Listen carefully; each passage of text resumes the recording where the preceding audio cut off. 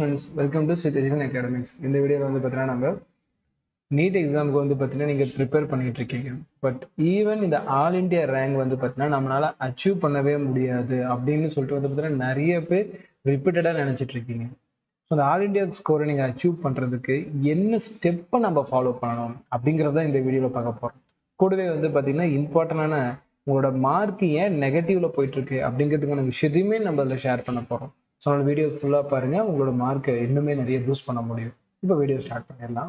இப்போ நீங்கள் ஸ்க்ரீனில் பார்க்குறீங்க பார்த்தீங்களா, இதுதான் வந்து பார்த்தீங்கன்னா ஓவரால் மார்க் டிஃபரன்ஸ். கிட்டத்தட்ட 22 lakhs வந்து லாஸ்ட் இயர் அப்ளை பண்ணியிருந்தாங்கல்ல, அதில் top rank all India rank AIR rank எத்தனை ஸ்டூடெண்ட்ஸ் எடுத்திருக்காங்க அப்படிங்கிறத பார்த்துடலாம்.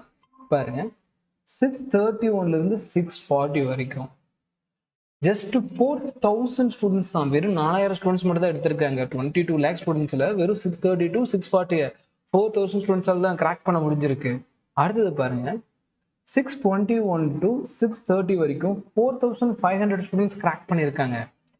ஸோ டாப் மார்க் போக போக கம்மியான ஸ்டூடெண்ட்ஸ் தான் இருக்காங்க. இது நீங்க நல்லா பார்த்தீங்கன்னா தெரியும். ஸோ எல்லா ஸ்டூடெண்ட்டும் வந்து பார்த்தீங்கன்னா அந்த மார்க்குக்கு போட்டி போடுறது இல்லை அப்படிங்கிறத இப்போ நீங்க புரிஞ்சுக்கணும். இன்னும் 2-3 பாயிண்ட் பார்க்கலாம். 611 ஆரம்பிச்சு 620க்குண்ணா 620 வரைக்கும் கிட்டத்தட்ட 5500 ஸ்டூடெண்ட்ஸ் வந்து பார்த்தீங்கன்னா நமக்கு இந்த காம்படிஷன்ல இருக்காங்க. அப்ப இதுலயும் நம்ம தெரிஞ்சுக்க வேண்டியது, இங்கேயுமே பெரிய அளவுக்கு மார்க் டிஃபரன்ஸ் நம்ம தெரியல. பாருங்க, 601 to 610 வரைக்கும் எவ்வளவு பேர் பண்ணிருக்காங்கன்னா வெறும் 7500 ஸ்டூடெண்ட்ஸ் தான். இன்னுமே ஒரு ஸ்டெப் வரலாமே. இங்க பாருங்க, 591 600 ஜஸ்ட் 600 டச் பண்றது 10,000 ஸ்டூடெண்ட்ஸா தான் இருக்காங்க.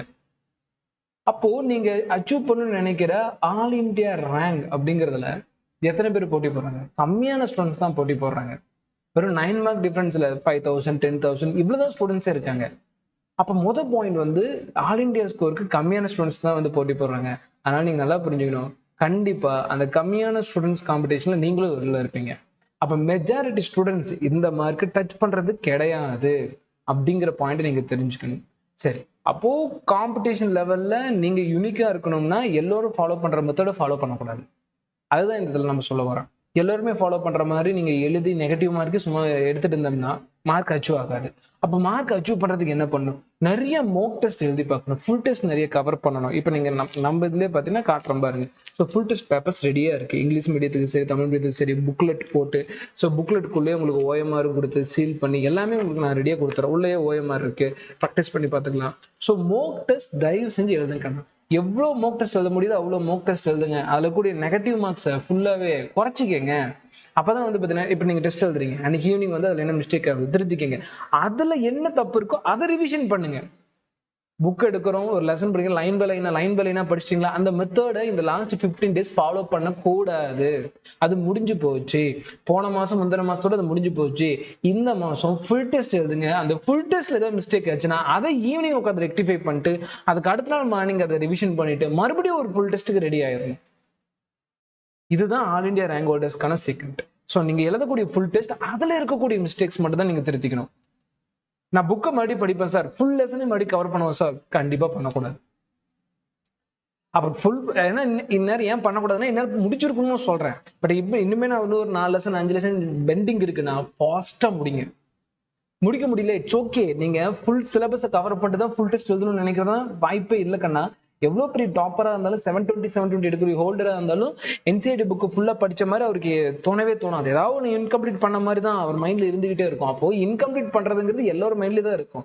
சிலபஸ் முடிக்கிறீங்களோ இல்லையோ ஃபுல் டெஸ்ட்டுக்கு இனிமேல் நீங்க அடாப்ட் ஆயிடணும். ஏன்னா டைம் இல்லை. நான் சொல்றது லாஸ்ட் 15 days சொல்லிட்டு இருக்கேன். ஸோ டைம் நம்ம கிட்ட சுத்தமா இல்லை. ஃபுல் மாக் டெஸ்ட்டுக்கு அடாப்ட் ஆகிங்க. நம்ம அகாடமி சார்பில் நம்ம வந்து Tamil medium English medium full Mach test கொடுத்துட்டு இருக்கோம். ஜஸ்ட் கான்டாக்ட் பண்ணி கொஸ்டின் பேப்பர்ஸை வாங்கி 1 day உங்களுக்கு டெலிவரி ஆகிடும். தமிழ்நாட்டில் எங்க இருந்தாலும் டெஸ்ட் எழுத ஆரம்பிச்சிருங்க. ஓகேங்களா? ஓஎம்ஆர் ப்ராக்டிஸ் பண்ணுங்க. ஓஎம்ஆர் நீங்க செப்பரேட்டா பை பண்ணிக்கலாம். ஓகேங்களா? இந்த மாதிரி எல்லாமே நம்ம சேர்ந்து பண்ணி கொடுக்குறோம். அதனால தாராளமா பயன்படுத்திக்கங்க. முக்கியமா தமிழ் மீடியத்துக்கு ஃபுல் டெஸ்ட் பேப்பர்ஸ் வெளியே நீங்க எங்க வேணா பை பண்ணி பாருங்க. ஸ்டாண்டர்ட் கொஸ்டின்ஸோ இல்லை இப்போ மிஸ்டேக்ஸோட இருக்கக்கூடிய கொஸ்டின்ஸ் மட்டும்தான் இருக்கும். நம்ம அப்படி பண்ண போறது இல்லை. கொடுக்கக்கூடிய கொஸ்டினை ப்ராப்பரா நீட்டுக்கு எப்படி ரெப்ளிகாவா இருக்குமோ அந்த மாதிரி ரெடி பண்ணி கொடுக்குறோம். ஸோ தமிழ் மீடியத்துக்கும் சரி, இங்கிலீஷ் மீடியம் சரி, ஸ்டாண்டர்ட் பேப்பர்ஸ் வேணும்னா நீங்க தாராளமா நம்மகிட்ட வாங்கிக்கங்க. இங்க இல்லைனாலும் வேலை எங்க கிடைச்சாலும் நீங்க பை பண்ணி எழுத வேண்டியது மாக் டெஸ்ட் மட்டும்தான். இனிமேல் சார் யூனிட் டெஸ்ட் எழுதுற மாதிரி யூனிட் டெஸ்ட் எழுதக்கூடாது. யூனிட் டெஸ்ட் ஸ்கிப் பண்ணிக்கோங்க. அதுக்கப்புறமேட்டுக்கு நம்ம பார்க்கக்கூடிய முக்கியமான பாயிண்ட், இந்த ஸ்கோருக்கு நான் எதை கட்டாயமா பண்ணணும் அப்படின்னு கேட்டீங்கன்னா பயாலஜி 360 அவுட் ஆஃப் 360 எடுத்தே ஆகணும்.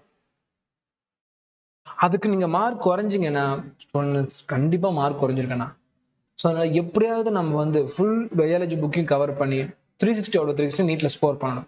கெமிஸ்ட்ரியில கண்டிப்பா 150 கிராக் பண்ணணும். ஸோ இதுலயே வந்து பார்த்தீங்கன்னா நமக்கு நியர்லி 460 510 ஆயிடுச்சா, இன்னும் ஒரு 100 மார்க்கு மட்டும் பிசிக்ஸ் அப்ரோச் பண்ணுங்க. பிசிக்ஸ் ரொம்ப போட்டு பண்ணிக்க வேணும். நீங்க இந்த மார்க் டெஸ்ட் எழுதுறீங்கல்ல, இந்த மார்க் டெஸ்ட்டை மட்டுமே ப்ரிப்பேர் பண்ணுங்க, 100 மார்க் கண்டிப்பா வந்துடும். ஏன்னா ரிப்பீட்டட் பேட்டர்ன் தான். நீங்க நம்ப மாட்டேங்கிறீங்க, நீட் ரிப்பீட்டட் பேட்டர்ன் தான் வந்துட்டு இருக்கு. ஆனா அந்த ரிப்பீட்டட் பேட்டர்ன் எப்படி அப்ரோச் பண்ணுங்கிறத யாருக்கும் தெரியுது இல்லை.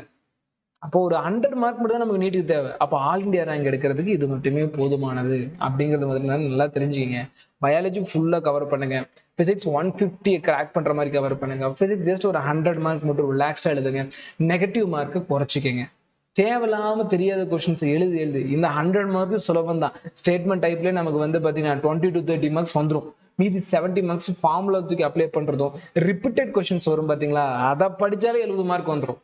இது வரைக்கும் year question, NCR index question, இதை படிச்சாலே 100% உங்களுக்கு அந்த 100 மார்க்கு கிராக் பண்ணிடுவீங்க. அப்போ பிசிக்ஸ், கெமிஸ்ட்ரி, பயாலஜி புக்ல இருந்து தானே கேள்வி வருது, புக்ல இருந்து தானே வருது.